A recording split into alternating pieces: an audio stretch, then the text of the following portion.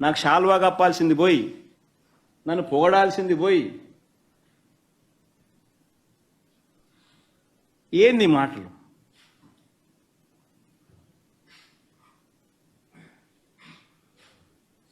శాల్వా కప్పాల్సింది పోయి, పొగడాల్సింది పోయి, ఇంకా అవార్డు ఏదైనా ఉంటే నాకు ఇవ్వాల్సింది పోయి.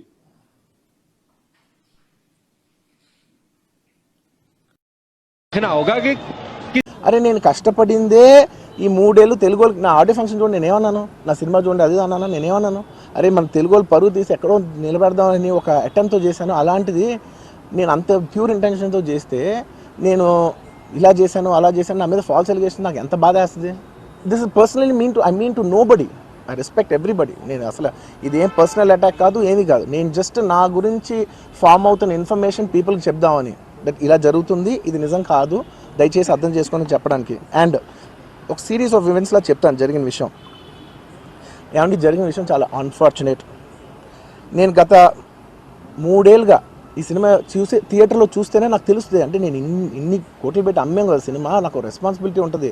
సినిమా ఎలా ఉంది అది థియేటర్లో చూస్తే నా 3 years ఎఫర్ట్, అది జస్ట్ ఒక షో కాదు, నాకు ఎమోషనల్గా అది 3 years ఎఫర్ట్. అసలు ఏమవుతుంది నా future, it's like make or break moment for me.